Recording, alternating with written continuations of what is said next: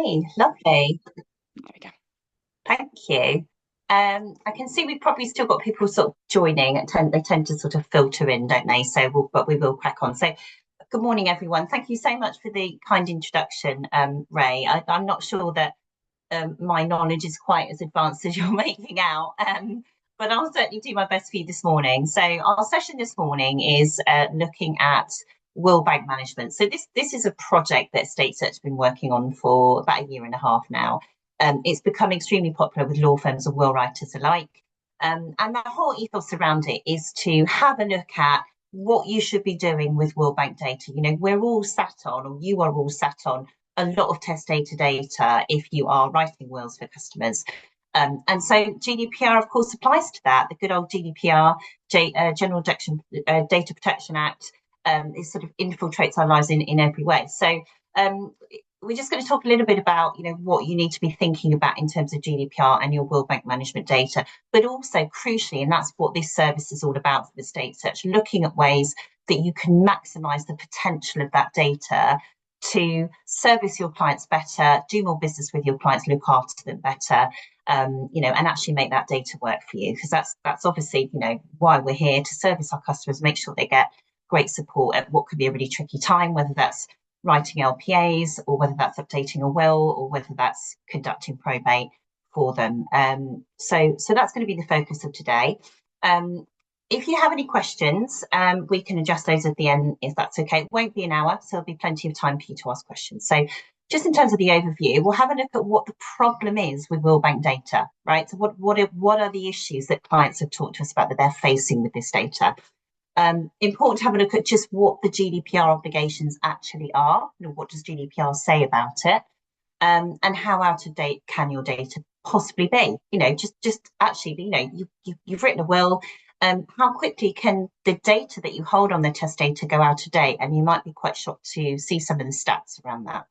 Are you maximising the potential of your Will Bank data? I don't think any law firm or will writer or estate planner has come to us that is maximising the potential of their data. In fact, most people are not, simply because it's hard to keep it up to date. So we'll look at that. We will then have a quick look at our Will Bank management services. Part of that service is free, a part of that service is chargeable. So just so for full transparency, there are costs involved in some of the service, but there is also an initial cleansing service that's free of charge. But the whole point of this really is for you to understand and have a think about some of the issues around these topics, what you might want to do about it. We'll look at the benefits of conducting a Will Bank management cleanse and screen, and then next steps. So hopefully that's all okay for you. So let's have a look at some of the problems with Will Bank data. Those of you that know Estate Search know that our whole ethos is around servicing the wills and probate industry with so many clients have told us about. So that's how we started. In 2018, we identified that there was an issue with collating assets in the estate and also collating the debt data. So thus our financial profile search was born, and many of you will be aware of that search. And then we've moved on to develop other services, and of course now there's a whole plethora of them. So this always starts with a problem, and it starts with customers coming to us and saying we've got a problem. And you know, one of the key issues with will banks is, like any other database, it can very quickly go out of date. So we were approached by a number of firms that said, you know, what do we do about this? We've got this huge chunk of data. It's really hard to manage it. It's really hard to keep it up to date. And clients particularly express concerns over the areas that you can see on the screen. Okay, so the first thing that they expressed concern about was volume. So the sheer quantity of data can be overwhelming. Now, we've dealt with law firms that have hundreds of thousands of wills in their will bank. Equally, I've had will writers go through this process that have got 300 or 400 records. Either way, it's still a lot of data, okay, particularly if you are one person and you're trying to manage that data. So the sheer quantity of data could be super overwhelming. And so they were kind of asking us, you know, what can we do to sort of manage this data? The other thing they talked to us about was GDPR compliance. You know, everyone knows there's a responsibility to have data accuracy and data retention. You know, who can they contact? Who are they allowed to contact? And in what way is that contact a problem if the address is out of date, for example, or worse still, the person they're writing to has actually died and they don't know about it. So there's some challenges there. Risk mitigation was also really important to them, and they said to us, avoiding the risk of causing upset by writing to deceased customers was key. There's some pretty horrifying examples of that happening continually in the industry. We'll come on to that, but that was a worry for them as well. They also talked to us about time consumption, whether you've got somebody in the firm or in the business that has been allocated the task of, it might only be on a yearly basis, it might be less. Some firms have said, well, we only go through this data 4 or 5 times, every 4 or 5 years. It's a lot of data to manage, and it takes a lot of time and effort for somebody to be updating that data if that's their job to do it, and also to be writing out to customers if that's the way you choose to update the information. So cost saving was another area of concern. By the time you look at postage cost to write out to customers to say, we're just checking whether your details have changed, we haven't written to you for 4 or 5 years, whether it's the cost of storage. Now, I know not everybody stores their own wills. Some people store their wills elsewhere. And also there's potentially a cost to that as well, storage in your wills as well. And then there's the cost of lost work. If you don't know that somebody's passed away and you are someone that, say, conducts probate, and the family doesn't know your services are there, or they go elsewhere to have the probate conducted, then that's a loss of business. Equally, we're not just focusing on probate here, we're talking about missed opportunities to write LPAs if someone's circumstances have changed, missed opportunities to update a will. Obviously, a will doesn't need to be updated when somebody gets married, even if they've changed their name, but it does need to be updated if somebody gets divorced, because that, that original will, the other way around. If somebody gets divorced, it doesn't need to be updated, but if somebody gets newly married, then it cancels out the original will they've written. So you need to have a think about those particular opportunities as well. So these are sort of some of the things that clients said to us they were concerned about. Could we find a way potentially to help them? So of course we love a challenge, and so we set about thinking what to do about this. So first of all, let's look at the issue with GDPR compliance. Where do you in fact stand with GDPR compliance when it comes to will bank data? So law firms collect and store client data in order to provide their services. And when we did this presentation, it was specifically to law firms. We've got another copy of it that I did to the Society of Will Writers, but I can't run both copies at once. But suffice it to say, we're not just talking about law firms, we're talking about will writers here as well. And some will writers do actually conduct probate as well. So take it collectively that I mean firms dealing in estate administration. Firms will collect and store client data in order to provide your services, obviously, particularly if you write and store the wills. And there's a variation on what format you collect that data in, but you're certainly going to have a minimum of the testator's name, their address, and their date of birth. You may have other data in there, but certainly first name, last name, address, and date of birth are key. Now, that data can go out of date very quickly as client circumstances change. And in a little while, we're going to have a look at the changes in the UK that take place in terms of the number of deaths, the number of house moves, the number of marriages, the number of divorces, all that kind of thing. So thinking about life changes. You are the data controller. You're probably all very well aware of that. If you are sitting on and managing this data, then you are the data controller, and you, under GDPR compliance, have a legal obligation to ensure that your data is accurate and is updated timely. So what does that look like in practice? So what it looks like is that it is an obligation under Article 5 of GDPR, and that sets out 7 key principles. Now, the key principle that we're concerned with today is accuracy. So it is accuracy that applies to will bank data of all of those principles, okay? And Article 5 actually says and requires that any personal data that you hold on somebody shall be accurate and, when necessary, kept up to date. Every reasonable step must be taken to ensure that personal data that are inaccurate, having regard to the purposes for which they are processed, so writing a will, managing a will, are erased or rectified without delay. So that is accuracy. So legally, you are not allowed to sit on data that is wrong. So if somebody has moved or passed away, and you have written a will for them and you don't know that, and that data is out of date, then there is a legal responsibility to correct that. Now, obviously, we don't have the resources in the country for the powers that be to come around and start auditing your business and your will bank. But obviously, you do need to try and keep this up to date as much as possible. And there are ways that you can do that as well. So that's the obligation. Now let's have a look at how out of date the data can actually be. And this might surprise you. So the stats show us that we've researched that 100,000 is the average number of households that move home every month in the UK. And I was staggered by that number. 100,000 people are moving every single month. That's 100,000 new addresses every single month. And 55,000 is the average number of deaths registered by the DDRI, the Declared Death Registers Index, per month in the UK. 55,000 people are dying every single month. These two figures always really upset me, but they are what they are. So 85,717 marriages registered in 2020 in the UK, 103,592 divorces registered in 2020 in the UK. So that's an awful lot of movement in terms of marriages and divorces. And like I said, one of those life events, certainly a first marriage, a new marriage, will render a will registered, a will written in that previous person's name to be out of date. So that needs to be changed. With divorces, obviously, there isn't a legal requirement to do that when you get divorced, but obviously if someone has got divorced and they've moved on, the likelihood is that they really need their will to be updated, because it might actually favour the previous spouse, that they don't want to be part of their their estate anymore if it's probate. So there's different things that need to happen at different sort of times, that in the event that basically, in the events of life that basically need adjusting and attending to, and these are some of them.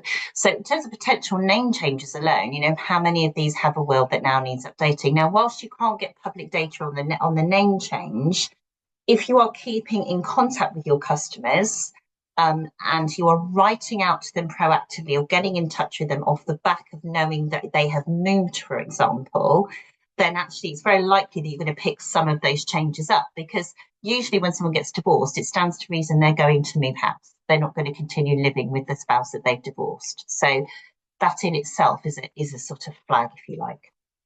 So those are some of the stats. We, of course, love a survey. So we also conducted a consumer survey last year, and we found, very much in line with what's known about wills in the UK, that 47% of responders said they had a will. So that is about right. We've known for a very long time that only half the UK population has a will, frighteningly. Very frighteningly. I don't know why more people don't have a will, but only about half the population do. So 47% of responders said they did have a will in this survey. Now, 64% of those, and this is really interesting, have a will that has been updated at some point. So somewhere along the line, they've had an update made to that will. But in fact, 1 in 5 of those 64% of people that have done that have used a different will provider for the update. So they have gone somewhere else with their business. They have not gone back to the original will writer or lawyer that's written the will, or estate planner or accountant or FI, because they can also write wills. They have gone to a different provider. That in itself should tell you how many opportunities are being missed when you have a testator database. Ideally what you want to be doing is building strong relationships with your client, staying in touch so you know about these life changes and these life events, and you can come alongside them, and make sure that business comes back to you. Obviously, there's financial reasons for doing that, but actually it's more about servicing the customer. And if you've supported and looked after that customer and got to know them, you want to continue to do that, particularly at these times in their lives, because these are some of the most stressful and painful periods of life, aren't they? So our clients challenged us to find a better way to sort of deal with this problem of will bank data being out of date, the volume of the data, the postage costs, the storage costs, staying on top of changes that need to be stayed upon top of. So we came up with a sort of will bank management service, which, as I said, some of this will do, this sort of is free of charge. We'll give you the opportunity to do an initial cleanse and health check on your will bank, and we can do that for everyone that wants to do that. There are costs to the later parts of it, but I'll take you through that. So what does will bank management look like? Well, it can present a huge opportunity for your firm or your business. So we set out to kind of find a way to maximise the potential whilst helping you to comply with your GDPR obligations. And there are 3 steps to the service, to the World Bank Management Service. So the first step is screening, which is completely free of charge. It's a service that we offer to everybody that has World Bank data. There's a cleansing service, and there's also a notification service as well. So let's go through those one by one. So the first service, the first part of the service, the free sort of screening service, looks like this. So we have an estate search portal, which some of you, if you're clients already, will know about, and you'll be potentially ordering services through. But even if you're not, it doesn't matter. And you don't have to be using any of our other services either, because you might not get involved in probate, for example, or estate administration. But what we'll do is set you up with an estate search account. It's free of charge, and we'll enable the World Bank Management functionality. And then all you do is you bring your data and you upload it in an Excel spreadsheet to our World Bank Management portal, to the estate search portal under the World Bank Management tool. Okay, and the way that you need to have that data is very straightforward, just in Excel. It needs to be the latest version of Excel, so the .xlsx suffix, but you can save as to that if you've got it in a different format. And that's all you do. You simply upload it into your portal. I shall say this at the end, but if anybody wants a quick video demo of how to do that, we've got a link we can send out, or I can jump on a Teams call and show you, but it's very straightforward. So what you'll do is you'll upload the data into the portal, and within 24 hours, in fact, it's normally within an hour or two. It's very, very quick, but it depends how many records you've got. I've had, like I said, will writers upload 200 records, and we've had law firms uploading tens of thousands. So it depends how many records you've got. You upload them in the Excel spreadsheet, and then within a couple of hours, you'll get a report back, and it will show you this lovely little pie chart. And in that report, it will tell you how many addresses are unrecognised. So how many people have moved and how many people have died. So you'll have deceased, address unrecognised, but you'll also have a percentage of people that have moved and where the address could be provided. So data exists on the new address. And then we also have a percentage and a number for people living as stated. So all of the databases reflect and show they are in fact still at the address that they were at, and you can have strong confidence that they're still there and they haven't moved. And that's broken down into percentages. So in this particular example here, we've obviously got that 2% of the database have moved, and a new address is available at the next stage. We've also got here the number of deceased at 20%. And then there's various mixes of other parts of the data, depending on how accurate the data is, basically. So, but usually what you're looking for here in this initial health screen is you're taking your Will Bank data and you're saying, right, I've now got a report that says, oh, 10% of people in my Will Bank have passed away, and I don't know about that, and 20% have moved house, and there's a new address available for me to be able to bring into the data. So it gives you a health check. So we just call it a free health check, free screen, free of charge. You can upload it. And people find this really useful because it just gives them a kind of summary of the state of play. And often people find it's much worse than they thought it was, but people also find sometimes it's better than they thought it was, but there will definitely be changes. Okay, so if you think about the stats that we just looked at, the number of people, 55,000 people die every month. It's very likely that since you last looked at the data in your Will Bank, that there will be people that have passed away and they haven't let you know, and you don't know about it. So whether you have missed out on the opportunity to conduct the probate for them or the estate administration, or if you, I know a lot of you, if your will writers will refer that on to somebody else, then it's a lost, it's a lost moment in time to continue to support that client. We find that an awful lot. Equally, if you don't know about the address moves, then you're probably missing out on an awful lot of life changes, marriages, divorces, wills needing to be updated, LPAs being written. If one person has died, leaving a spouse on their own, it's often a good trigger moment in time to sit down with them and say, do your children have lasting power of attorney, particularly now you're on your own? Now, obviously, everyone should have an LPA for other circumstances. I've got LPA for both my parents. They're both still healthy and well. They live separately. But LPAs are really important, aren't they? Increasingly so. So we want to be maximising the opportunities to make sure that we can write that kind of business for people if we need to. So that's the first stage. And then just to give you a few stats. So, I mean, this presentation was written as a webinar that we did probably about a year ago. So we've done an awful lot more of cleanses and screens since then.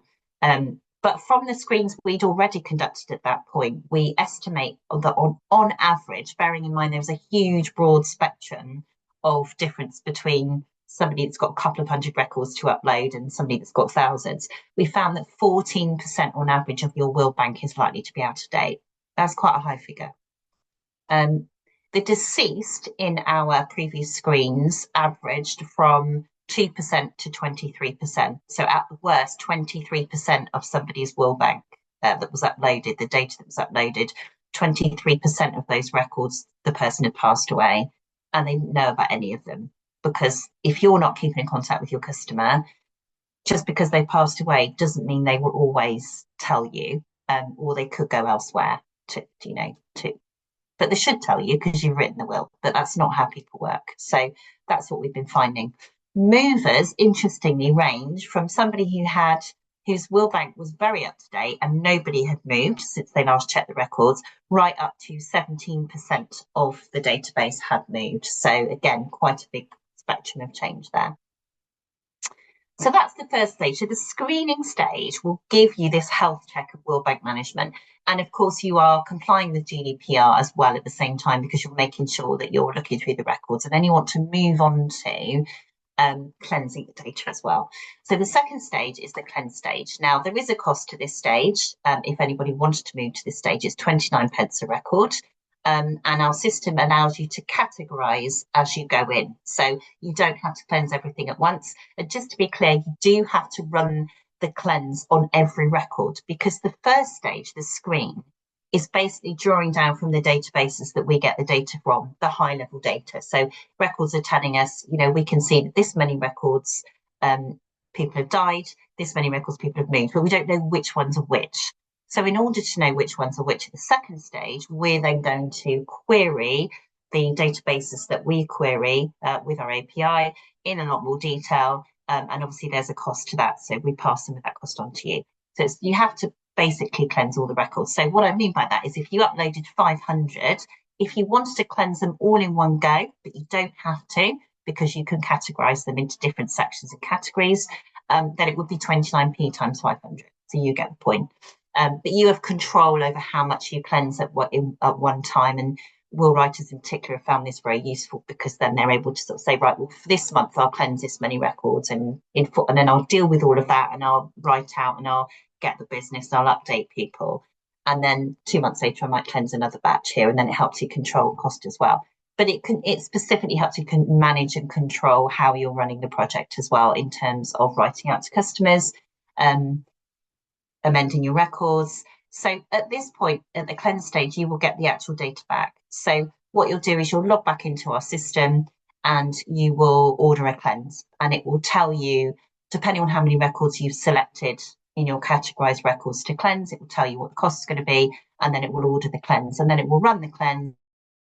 We had in the screen stage, that will be back often within an hour, but maximum 24 hours, but it's very, very quick. It's almost instantaneous sometimes. That will come back, and then it will give you percentages and actual records of the changes. So it will give you the data, the name of the person that's died, if somebody's died, and the date of death. So you've got that data. Now, the DDRI and HALO, which are the two indexes that record deaths in the United Kingdom, they actually update fairly regularly. So they're usually up to date within 3 weeks of a death. So you get to know about it quite quickly. Change of address, again, because people, thankfully now, because of utility bills and that sorts of things, they have to get change of address recorded often with the post office and other sources. So again, that's updated fairly regularly. I think post office records are updated about once a week in the United Kingdom. So you'll get the new address data. So what you will get is where there is evidence that somebody has moved and that new address is registered, we will also give you the address. So you will get what we like to call actionable data. Data that you can actually do something with, data that's complying with GDPR, and data that you can help to actually use to maximize what is in your will bank, get closer to your customers and write more business. So with the cleanse stage, not only do you get the PDF report summary with the pie chart, and the count and the percentages of what we found in terms of where people are living, where people are deceased, where an address has been provided, and who's died, and date of birth, date of death. You will also get with that an Excel spreadsheet, which is password protected, which has the actual data in. So that's drawn from the records. So it gives you date of death, name of the person that's died, and new address. Okay. Obviously, it's just in raw Excel because that's how data comes in, and we can't intelligently tell Excel what we want to do with it. But that's easy enough to just filter. So you can filter down who's died, when they died, and the new addresses. So we give all of that to you, and that comes back in a matter of minutes. So that's stage 2. And this is really where you, having had a health check of the data, you then really start to comply with your GDPR because you've got the new data, you're able to update it. All of this is stored in the estate search system anyway, in the portal, and you can go into records and edit them and thereafter. So, for example, in the future, if someone actively tells you they've passed away and you've got, their will bank records in the estate search portal, in the will bank section, you can just come in and you can edit that will record and say that they've passed away. So it also gives you a repository to keep up to date. Quite a lot of people have asked me, how does it work if you're already using will writing software? So you've got Arcan or Will Suite. Somebody said to me, well, and I don't want to have to sort of get this data and then key it into another database separately. You don't have to. Both of those systems allow uploads from an Excel spreadsheet. So when you get the Excel spreadsheet in on the cleanse, you will automatically be able to, and it will work differently for each of those services, but any will writing service, as long as you speak to their support team and they tell you how to do it, then you can just literally upload the spreadsheet. So you can automatically take the data that we've cleansed for you with the new information and upload it to whatever will writing program you're using. But it's useful. It's also stored on the estate search database as well, and in the wills in the portal, so you can come in and you can see the records there. But again, this is something that outside of this call, if anyone's interested, I can just pop you a sort of demo video, which is a few minutes long, or we can pop on a Teams call and I can quickly show you how it all works. That will be easy to do. So that's the second stage, that's cleansing. And we found that when we were doing cleansing at the start, we looked at the stats, that in one case, a cleanse that we did for a firm identified 472 deceased people and 366 who had moved. And the firm in question that had uploaded the data did not know about any of them. Now, that is a huge amount of missed conversations with clients, a huge amount of missed opportunities. If they've written the will and the testator's died and they don't know about it, there is no servicing of that client at all. There's no, I mean, they probably had a will search come into them to ask if they held the will. So you would think that if someone else had done the probate, they would know about it. It doesn't even always work that way. 366 people have moved, so that's 366 possible changes where they could have been writing an LPA, where they could have been updating a will, where they could have been doing other things for customers and they didn't know about them. And all of those records are now non-compliant with GDPR. In another case, the firm told us that they had been writing to one client for 9 years, and that client had passed away in 2009.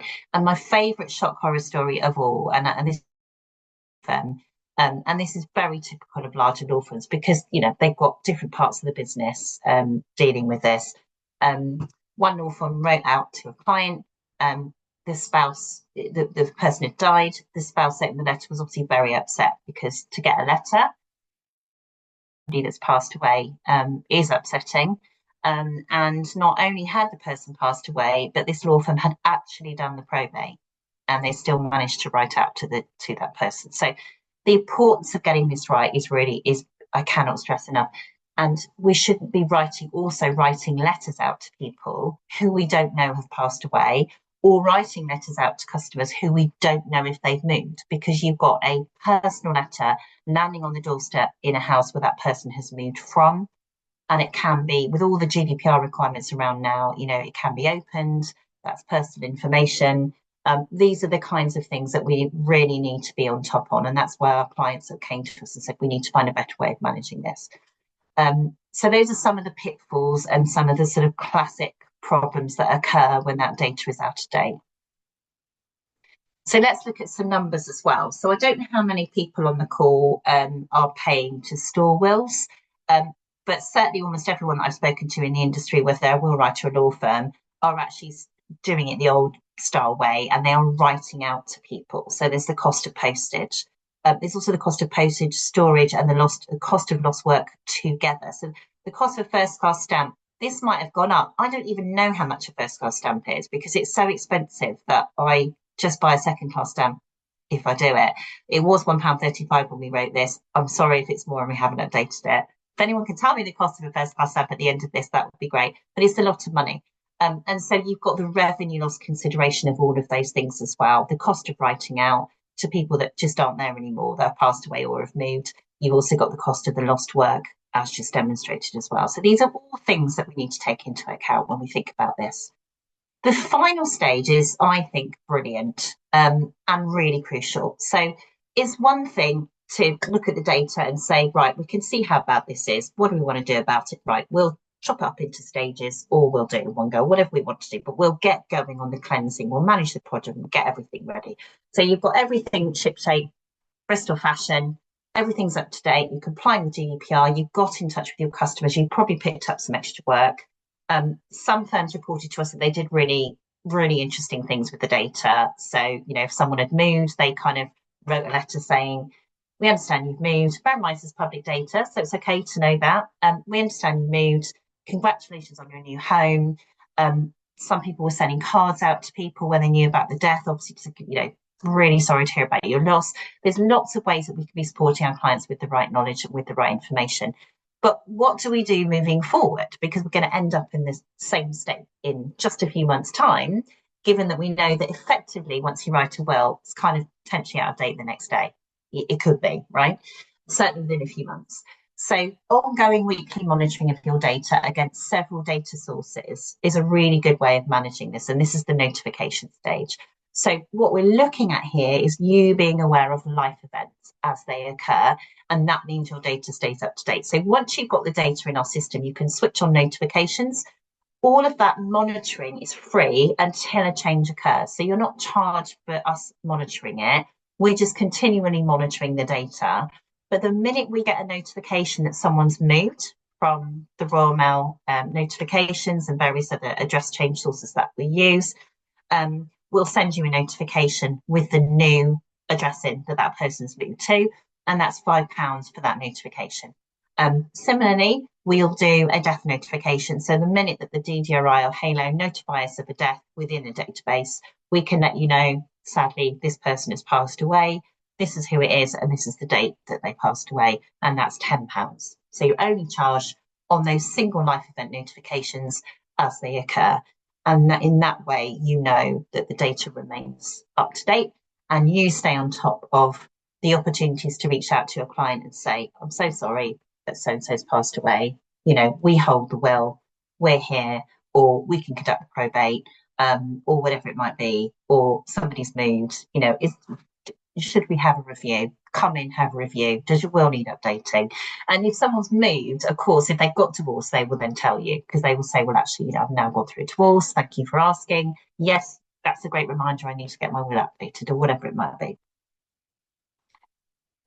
For one client, we identified 64 deaths in their client base in 12 months, and they only knew about 1 in 3 of them. So again, classic figures there. And interestingly, a high proportion were couples, and that's often the way, isn't it? Sadly, we hear about that a lot in this industry. Somebody passes away, and actually very shortly afterwards, the spouse passes away, particularly if they've been in a very, very long marriage or relationship, I should say, and not just married couples, but couples in general. And so, there you've then got probate being triggered, particularly if the first death passes to conduct probate. There's all sorts of that was an interesting case to see that, and it just goes to show actually that people genuinely don't know what's going on with their data and with their database. This is really interesting research by Gartner, and I think talking to will writers about this kind of thing, this is particularly borne out by will writers. 65% of the company's business comes from existing customers. We know that to be true. We know that retention, 65% comes from existing customers, and it actually costs 5 times more to attract a new customer than to keep an existing one satisfied. So that's the thing where we should be pouring our energy into. That's what we should be focusing on, is making sure the data is up to date, but also making sure we're servicing our existing customers. We do a lot of that estate search. That's why we've got a big team of account managers whose job it is to simply look after the client, make sure they've got everything they need. Obviously the business will probably grow with them. But in terms of that versus nurturing a new business person, much easier to kind of take care of a client that you're already dealing with. So it's a huge, excuse me, it's a huge opportunity. And I don't mean that to sound very commercial, but actually we're all in this business because it is a very caring business that we're in. And actually customer service has never been more important, to come alongside your customers to offer a great service. It's a very personal service. Private client work, will writing, estate administration is a very personal service. And actually the people that do really well do well because they really understand their customers. Yeah, they really understand them. So this is really important research, which shows that actually making sure that you are maximising the opportunities that you already have, making sure that data is up to date and GDPR compliant is very important. We've got a testimonial here. It is a law firm, Grant Sanders. They talked to us about how they found the process, and they just said that the screening phase was really helpful to identify the out-of-date records and work out what next steps to take, how many next steps to take, how much to deal with, when to do it. And they then followed the cleansing phase that we talked about, and the records were updated. And they said that they're seeing a great response to the outreach to existing clients, with 1 in 4 either reviewing their will or carrying out some other work from that outreach. So really demonstrable results, if you like, and really demonstrable service-led business coming from that whole exercise. And they have switched on notifications, and they've just found that it's given them lots of benefits. So they've said here, it allows us to identify clients whose circumstances have changed with timely, proactive service. That's the key thing. And then it aligns their GDPR and regulatory requirements too. And of course, it's reduced overheads. If you've got somebody, which I know some law firms have told me they have, for example, whose job it is part of the time to be constantly writing out to customers, it's a mammoth task. Use those staff for other more important jobs than sitting there kind of writing out to customers on a regular basis, when this kind of thing could do it for you. So that's just a quick testimonial there from one of the services that have used us. So we sort of ask people the question, really, why wouldn't you reconnect with existing customers, optimize your pipeline of work, massively save time and reduce overheads, which is one of the key themes in the industry, isn't it? And satisfy GDPR obligations in the process as well. So those are all of the things that you can do all at once by going through this process. So the benefits, of course, helps you meet regulatory requirements in terms of GDPR. Think about how many letters you get back returned to sender if they're going to the wrong address. If those letters do contain sensitive information, they can fall into the wrong hands, as we mentioned earlier. And as I said to you, kind of when we talked earlier about the example of that law firm writing out to somebody who's already passed away, incredibly upsetting for the spouse to receive that letter. And all of that falls foul of GDPR as well. You have the huge potential to reduce overheads and admin associated with contacting clients using older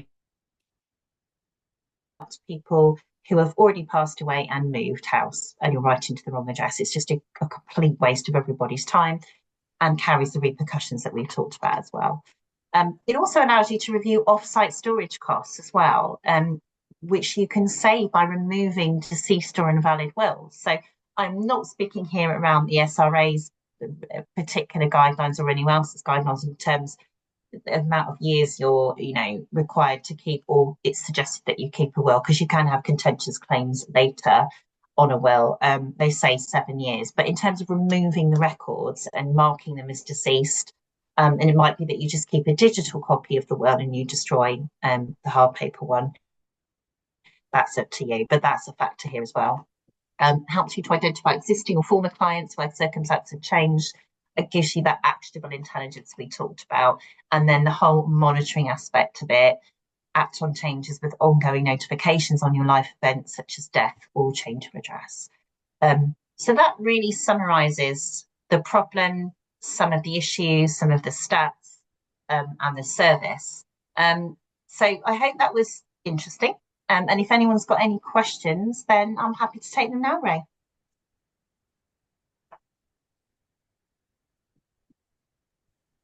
Thanks so much, Emma. Yeah, just if anyone has any questions, please pop them in the chat. I'll also put Emma's email address in the chat now so you can contact her if you would like to ask any questions off the call. Thank you, Ray. Yeah. I can't see everybody's names that are on here, or although I can see Leanne from HTF Legal. Hi, Leanne. So I'm guessing we've got a bit of a mix, maybe of will writers and law firms. But if anybody would like to hear a little bit more about this and have a quick demo, or equally, I can just send you the link, which gives you a quick demo of how to do it. But it's nicer to jump on a quick Teams call. 15 minutes is all we would need. Then I can take you through the process. And like I said, the first step is free, so you're very welcome to have that free of charge cleanse. But yeah, do let me know. Just drop me an email. But I hope that was also really interesting in terms of some of the stats as well, and what actually just how much information can be out of date. Emma, if I asked you to send me the PowerPoint, I could Yeah, circulate it with all the attendees today, of so they course. have those stats with them as well. Yeah, yeah. And also, I think we've got more people registered that attended. So, Exactly. do you want to pop those around to those as well? Yeah, I can do, no problem at all. Lovely. Fab. Great. Well, it doesn't seem like we Okay. have any questions, so I will No, finish up the it's still the here. webinar. Yeah. But thank Yeah. you very much, Emma, and You're welcome. I appreciate your support on Women in Wales as well. So, Oh, thank you, Jane. That was oh, interesting. I've got to I've got to rush now down into London for the Probate Research Award, so I have to switch gears again. never stopping, eh? No, Well, thanks so much, everyone, for you're joining, and welcome. we'll look forward to seeing you at another event. Thank you so much. Have a really good day, everybody. Take care. Thanks, Bye. now. Bye.